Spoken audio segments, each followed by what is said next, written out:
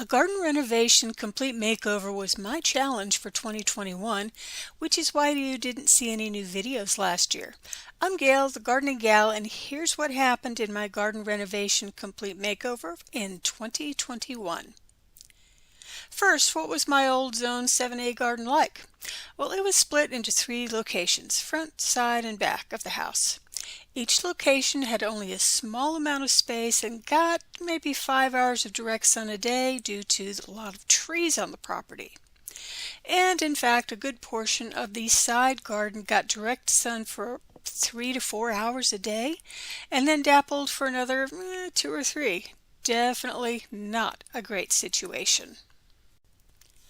Because of all the trees and not to mention the rock-hard clay soil, I was limited to growing in containers.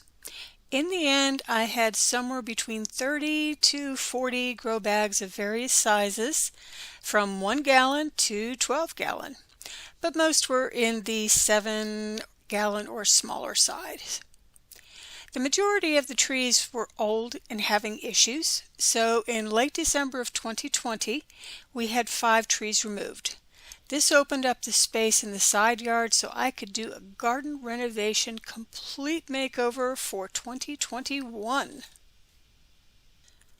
The people who were cutting down the trees left us a large pile of wood chips. I had been hearing about Back to Eden and no-till, which intrigued me as both methods were soil building.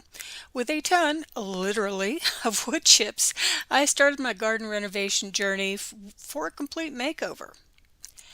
So, to clear out the grass and weeds, I laid down cardboard and then a thick layer of wood chips over the cardboard, 5 to 6 inches in many spots.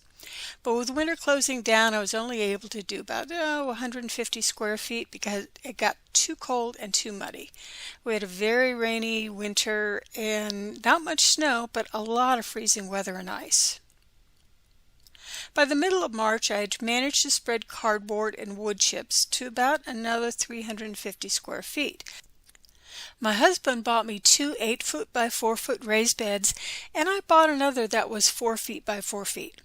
Now the soil in my yard is extremely compacted clay, tons of tree roots, etc., and it wasn't really feasible for me to garden directly into the soil. I planned on growing my really big tomatoes in really large grow bags. Plus, I had some smaller grow bags, and of course, I had the raised beds. But first, I had to fill those raised beds and grow bags. The raised beds have open bottoms, so I put a couple of inches of wood chips in the bottom and then added blood meal to jump-start the composting process with extra nitrogen. I covered that with about 8 inches of raised bed soil with some extra compost, coconut coir, etc., making sure everything was well mixed in. In June, the people who had cut down our trees back in December came by and offered us another load of wood chips, which we accepted.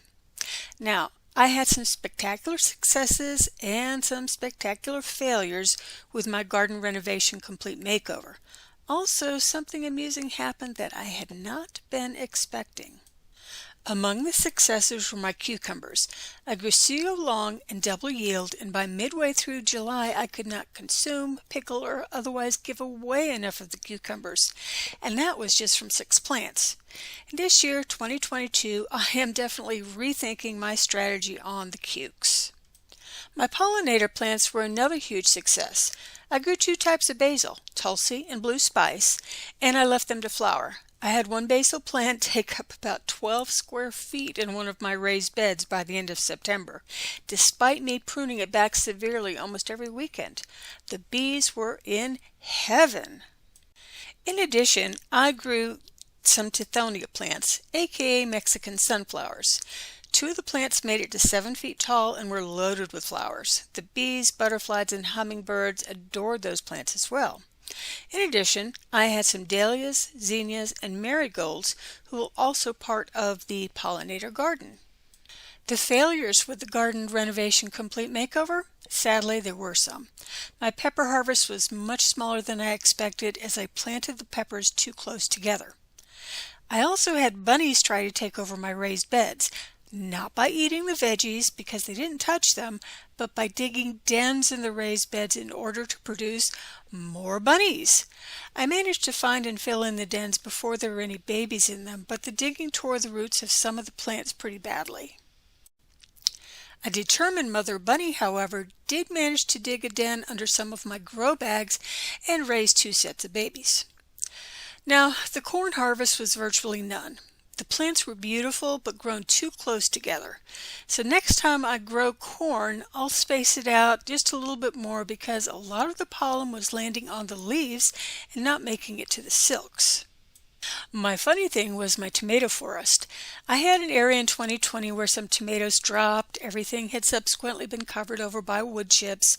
I paid no attention. Well, tomatoes were determined to grow because by the time I was getting ready to weed the area, I found what seemed like 50 small tomato plants. I was going to take them all out, but I decided to leave around 7 just to see what happened.